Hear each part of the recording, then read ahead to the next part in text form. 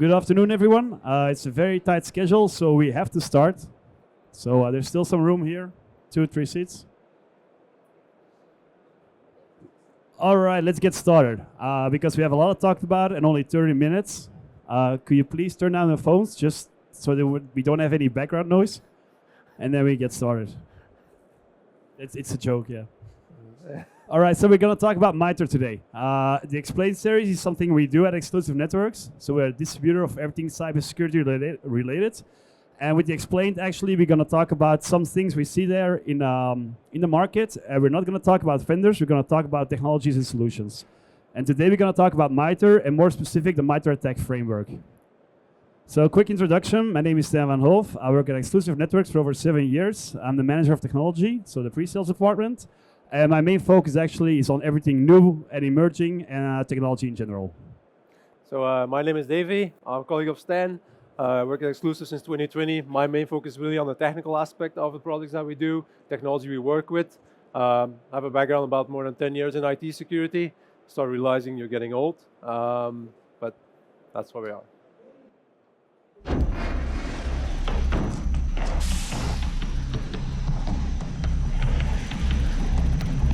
Never fear.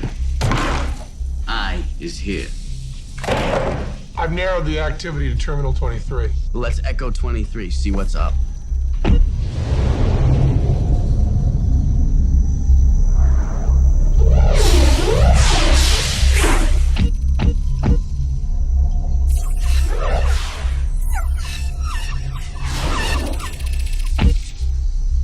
God wouldn't be up this late.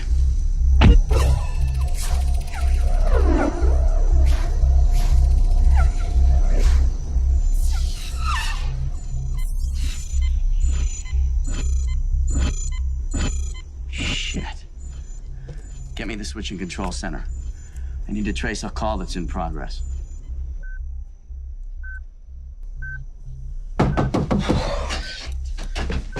Yeah, hold on, Mom. Hold on 1 second. Open the door, Joseph. Yeah, okay. There you go. Dad, sleep. Now. Sweet dreams, Joseph.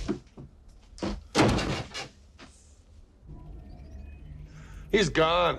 Did you get a trace? Yeah, we got him. Good. So this Oscar-worthy scene of the movie Hackers was a representation of an advanced hack in the mid-90s. Luckily, we have evolved a little bit, so the attackers get a lot more better at it, so we as defenders also need to get better at it. So to get better at it, we need to understand how attackers works, and that's why we're going to talk about MITRE. So we're going to begin with MITRE ATT&CK Framework, but before we're going to do that, we need some information about MITRE. Right, we're going to start with the MITRE Starter Pack. What does it mean with that? Like Stan mentioned, if you want to know how an adversary works, you need to know a few basic terms and terminology to be able to talk about it with your peers and with research, etc., what they're really doing. So a few things we're going to discuss. What's an APT, an Advanced Persistent Threat? Get some background info on that, a few examples. Then we're going to dive into the MITRE ATT&CK Framework itself and the basics of that, which is tactic, techniques, and procedures. Some of you might have already heard about it. It's really the fundamentals of the attack framework. We're going to explain you a bit about that. And we're going to also talk you through an attack and explain the different techniques that have been used. So let's kick it off with APTs first. So what are APTs? Because an APT can be used in double ways. One thing is an APT is a very advanced attack. On the other end, APTs are also the groups responsible for that attack. So APT is used for double ways. Who is behind that? Sometimes, like the kid in the attic, it's individual, but more of the time it's criminal organizations and the government, so nation-state actors. How they're going to do that? Well, exploits, social engineering, 0 days, all that they're going to do. It's going to be sophisticated, they're going to be stealthy, and they're going to be persistent because they want to build a backdoor in your organization so they can come back in any day. And who is it behind that? Sometimes that kid in the attic. Most of the time, the reason why they're doing that is not ideology, but financial motive. Almost everything has to do with money, also in cybersecurity. Or espionage, or financial again. So I'm a big fan of Mandiant, so we use the M-Trends report a lot. Mandiant, last year they were tracking 3,500 groups, now already more than 4,000. And you can see the main motivation is actually financial gain. So it's always about the money.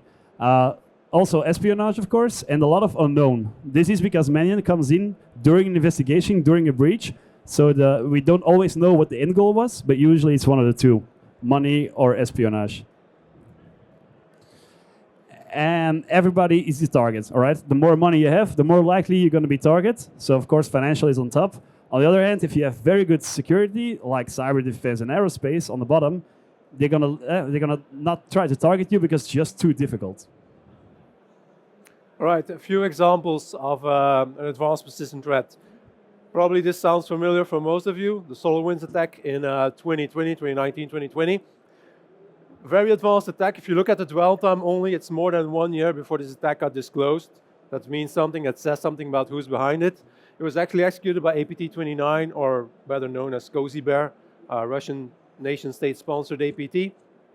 And what they really did here is they basically got into the development process of the Orion software. Right? So they got in there with an implant, and then when Orion, or the developers actually, when SolarWinds and the developers there released an update, this malicious update, or the update with a backdoor in it, got published to all their customers. Right? So from an attacker perspective, very smart supply chain attack, because now you have access to all these environments at one click. The Sunburst backdoor was the DLL that was in there. After that, they downloaded a Cobalt Strike loader, or had the capabilities to download it, and then really the hands-on keyboard activity from the attacker started. They couldn't keep track of all the environments that were dialing in, because they had to do all the keyboard stuff afterwards. Give you an idea on the complexity of this one. Another one, a bit more recently, is MOVEit Transfer Zero Day of last year. The dwell time is a bit shorter, but the impact was huge. Right? It's an exploit on MOVEit, which is a secure file transfer software used by big enterprises. And attackers found out that there was a possibility to drop a web shell root backdoor, which basically allowed them to access the files, the databases behind it, and the files on the Azure Blob Storage that was just behind there from everybody using it. Right? Executed by Fin11, which is a financial motivated group. And actually, this comes from Manion as well, that traced it back that the testing started in April 2022. And it took them more than a year before they actually started exploiting, just to make sure they could stay stealthy. And once they got in, they tried to get the data out as fast as they could. More than 2,600 organizations were impacted. So again, you can see the complexity of this, trying to get in there, stay stealthy to sure get and fast extraction of the data. So looking at these two examples, what we want to do is understand how this works in the different steps, right? We call these steps the techniques that the attackers use. This is the MITRE ATT&CK framework, and you can see that we're coloring the different techniques in here. On the top, there are the tactics, and we will discuss a bit later in this talk. But what you can see is that when you're tracking this activity of an APT, you fill in the tactics, the techniques that they use, you look into the details of the tools that they use, etc., and you can start mapping it out on the framework to get an overview of how the attack was ongoing. It's also not a left to right story. Most people think that, that's not the case. Sometimes attacker pivot, they go from, of course, initial access, but then maybe they do some lateral movement, which is more on the right, go back, because they needed to do some reconnaissance, etc. So we'll go a bit deeper in that later. So before we're going to talk about the framework, first some words about MITRE. MITRE is actually a non-profit organization based in the States. And they're active in a lot of different sectors. Aerospace, healthcare, AI of course, but also cybersecurity, which is cool because they already exist from 1958. So they've been there a long time. There's over 7,000 people inside the organization. And they always have the same motto: discover, create, lead. And that's exactly what they do in cybersecurity space. We know them from the CVE database. So every vulnerability out there, they get a score, and then it gets in the database of MITRE. And of course, also the Engenuity testing. This is where they test every EDR in the market and really test them in depth. Now you can wonder, why do we need the attack framework? Because we already had the cyber kill chain back in 2011. Well, the cyber kill chain is very good for giving a general overview, but that's it. Because if you're going to talk about how to defend yourself based on what you learned about a previous attack, you need some common language to talk about. And that's exactly what MITRE framework is. It's a common language, so peers can disclosure how did the attack happen and how can we prevent that with that exact language. So they started off MITRE ATT&CK as an R&D development framework in 2013. And actually, it was a whole idea to build a framework to track attackers. in all the different stages of that attack. And the name attack comes from the data it collects. So adversarial tactics, the techniques, and the common knowledge, also known as procedures. And it keeps on evolving because today we're already at version 15, and it's a never-ending story. Because we are just talking about now the enterprise, but you also have an enterprise version, an ICS version, and a mobile version. So very specific for other attack surfaces. Right, we notice that sometimes it's not easy to keep or track the difference between what's a tactic, what's a technique, and what's a procedure. So one of the things we want to give you, and that you can take with you when you're after you join this conference, is a sort of a mapping on how to remember what the tactic, technique, and procedure really is. I don't know if you're familiar with the Golden Circle by Simon Sinek. Basically, what he says is that when you try to explain something, you need to start with why, and then you move to what, and not the other way around. And actually can use this to do the same for the TTPs. The why would be the tactic. And we're giving an example. We're doing an attack and we want to achieve credential access. So that's our current tactic that we're doing. How will tell you what technique you're going to do. Right? What technique are you going to use to get these credentials? In this case, we're going to dump them. Another one would be like, we're going to buy them from the dark web, for example, because someone else already did that, and we go to initial access brokers and buy them there. In this case, we're going to dump them somewhere. And then what is the procedure or the tools? It tells you exactly what you're going to do. So in this example, we're going to take these credentials and scrape them from Windows memory space, ALSAs, if some of you are familiar. This is exactly what the tactic, techniques, and procedures describe, and the procedure go more in depth on the tools. Now, the MITRE ATT&CK framework is also available in sticks format. For those familiar, it's a digital format, so you can have your tools and automation allowing to process all these TTPs. And it comes with its numbers. So every tactic, every technique, procedures, the groups that are in there, the campaigns, they have a number. So let's go through this example now on the framework itself. So at the top, as I said before, there are the tactics, right? In this case, we're in tactic 6, which is credential access. All the way going down, we can see that number 1003 is the operating system credential dumping, right? And underneath that technique, there are also sub-techniques. In this case, we're looking for ALSA's memory. So the framework really guides you through these different tactics and techniques. And then in the end, if you would click on that and open it up, you will get to the page that they describe how attackers use the ALSA's memory dump, how they get these get into this memory space to get credentials, and they give you a few examples like proc dump, Mimikatz, for those of you who know it, a famous tool to do these kinds of attacks. So just an example on how you would go through there this way. So now you know, thanks to Davey, how it works, and it's time to put it in a test. So we're going to discuss a cyber attack, but it's all fictional. So the story is fictional, but it's all backed on real data. So every attack technique we're going to talk about is something that we see that's being used by attackers. Just to get some context about the attack, about the company that's being attacked, it's the best value-added power distributor out there. They make batteries.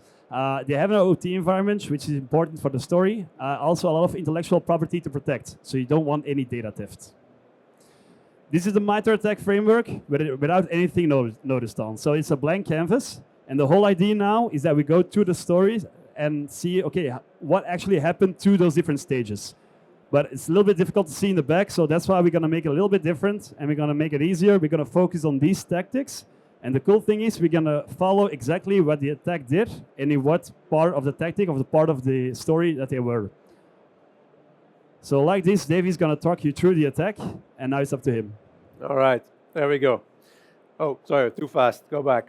So it started initially, yeah, there we go again, with a spear phishing through a service. And you all probably recognize that this is WhatsApp.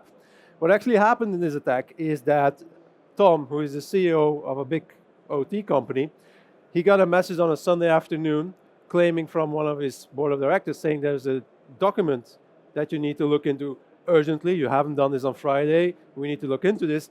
Have you seen it? The response is, no, I haven't seen it. He gets the link and he clicks on the link. Right? It's an urgent thing, needs to happen right now. CEOs don't get weekends, they need to work. And so he clicks on it. What does he get? Outlook login page. Looks okay. He enters his credentials. He gets an MFA prompt, as hopefully everybody of you has when you're logging in. So this all looks okay. What happened in the back, however, is this. This has been an adversary in the middle attack. A reverse proxy has been deployed, actually mimicking the real Outlook website. passing credentials and also passing the MFA requests. Right? This thing has been designed to bypass modern MFA solutions. What it delivers is not only the username password, but also a session token, right? Allowing the attacker to extract the token, put it in whatever browser, and log in, go to outlook.com, and he's directly into email or the tenant or the scope of the CEO at this time. So Tom, our boss, has been compromised right now. What does it mean? From an attacker perspective, nice info. You can access his emails, calendar, whatever. But to compromise the organization, maybe you want to go further. And what they figured out through reconnaissance of the internal address book and company information, etc., is that there is an admin who we call Bob. Right? And of course, if you think about it, Bob will probably work with a normal account, but he also has an admin account somewhere that he uses to manage systems. He's the help desk guy, he's the support guy, he's the guy with administrative access. That's the guy you want to compromise. So they continue.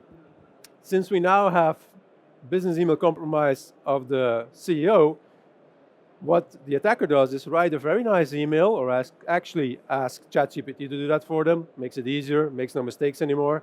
Nice email with the same story. Only the context is different. Like, hey, urgent document, it's attached. Please look into it right now. It's not an external phishing, it's internal spear phishing now, which is probably someone everybody of us would click on. It comes from the boss, it's internal, why would it be weird or strange, right? If you would attack Bob through the WhatsApp message, he might be a bit more suspicious, but this is not the case. So Bob's on his PC, he clicks on the email, he sees there's an LNK file in there, which is a Microsoft link file. You know it from the shortcuts icons on your systems. Maybe a bit strange, but okay. The reason why it's there is because that's a defensive evasion technique. And what the file does when he opens it is actually opening a PDF document with the info that he needs to see, which is a decoy document, because what also happens is that a command prompt gets spawned, which is hidden from the user. So we're getting an obfuscation of files and information by using the LNK file. Why an LNK? And I cannot go too much in details, but LNK have metadata download capabilities to download like executables, etc. in the back. Right. Then another phase starts where the command prompt that was executed actually copies a bunch of malware to disk, including its own version of a WMI executable to run specific XSL scripts. These scripts allow you to run specific Java code, JavaScript code, etc. on systems. Very good to bypass app locker, which should narrowly avoid running specific code. This thing can just bypass it. So now, what also happened, by the way, is that a scheduled task gets installed to gain persistency. So look at the top. We're in execution phase persistence. We've seen some defensive evasion using the obfuscation with LNK, scheduled task for persistency, WMI, and XSL scripts to execute payload. Bob's system at this moment is compromised. So the attacker has control over the system and can execute commands. Is that enough? Well, they were after the admin credentials. How do they get them? There's a famous tool, and there are multiple of them. These are the category of info stealer, and this one is called Redline malware. You can download it from the dark web. It comes with its release notes. It gets support. You can probably also lease it on a monthly basis, or you can buy the full product. It's almost like a really legit official product, only it comes from the dark web, and it is built and designed to drop credentials from any kind of store on your system. Browsers, VPN solutions, stored secrets, and also in memory and stored credentials. This is the way that these guys got access to bob.adm, or his admin account in the environment. So this is the credential access tactic, and credentials from password stores is the technique. The game is on. Right? So now they have access to the environment, they have a domain admin account. They create a new user in the domain. Why? So now they can actually register that user for VPN access, and they even enroll MFA for that user. That user blends in with all the other users. So it doesn't really, it's not like, hey, I'm a Russian hacker, that's my name. No, it will fill in some name that blends in with everybody else. This is a picture of our marketing guy, so that's why we blend in with him. And now the attacker has full access to the VPN and full access to the network. Who's going to see that he's logging in? Right? If he uses a smart move and he doesn't log in from like the Russian or China, and relays his traffic to Europe, nobody will notice that he's using the VPN. And he's doing it in a completely legit way. So now he pivoted, and they have a new way of initial access, and they're not dependent anymore on the system of Bob. What do they do next? Discovery of network resources. They dump Bloodhound to see what the lateral movement paths are in the system, see what kind of paths they can use, what other accounts they can compromise, to eventually go more lateral, more persistency, more privilege escalation through, again, the same mechanisms of scheduled task, remote PowerShell to move it from one system to another. We've seen traces of Cobalt Strike, one of the most famously true framework being seen, exploited for years. It's still there. Attackers are pivoting a bit away from it because now and then it gets better and better in detecting this, but it has great obfuscation techniques, so it's not easy to detect it. We've seen this in the environment. So command and control has been detected.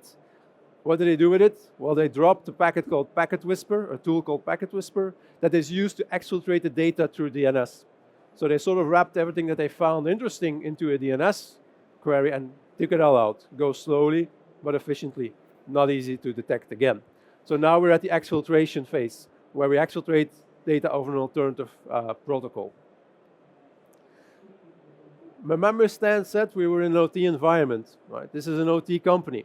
One of the things that is open on this company is that IT can connect to OT through RDP, right, to manage these devices there.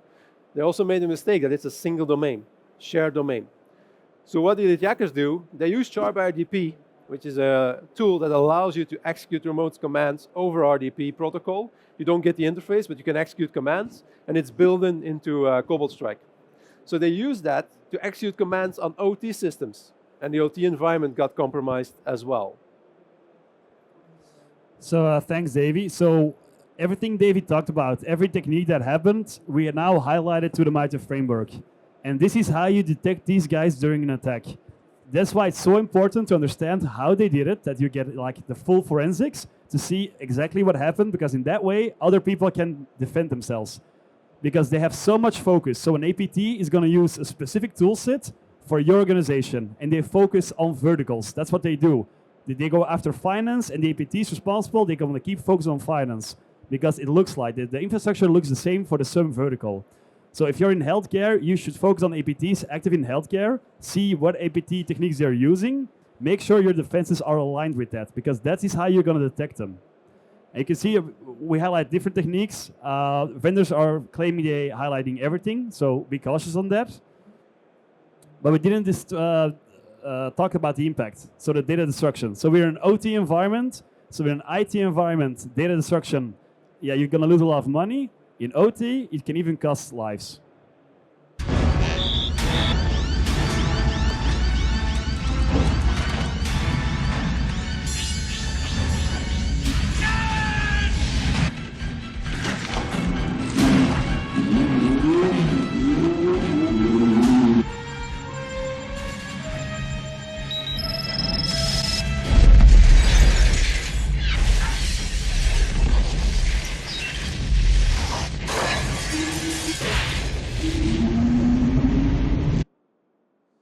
Okay, maybe we overreacted a little one with this, but actually it does happen in an OT environment. If you get breached, it has a huge impact.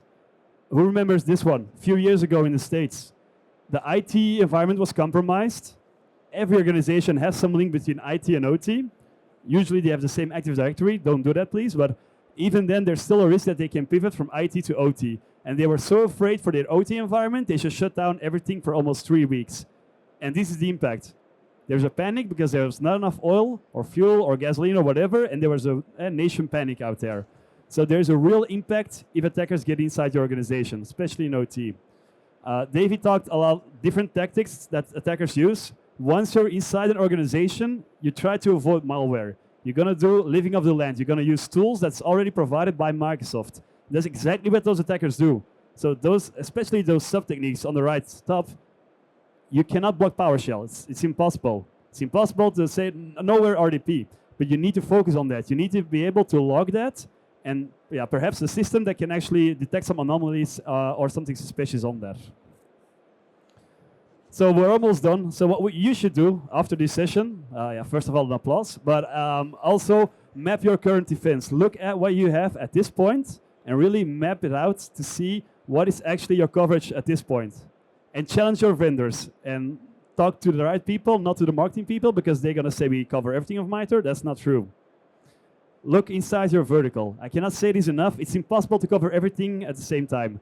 Start with focusing on what the attackers focus in your verticals. I said it already, challenge everyone. Challenge the vendors, your partners, your IT crowd, whatever. And come talk to us. We're here for 2 days. We have the biggest booths and gin tonic starting from 3 o'clock. So, okay, that's it. Thank you. Thank you.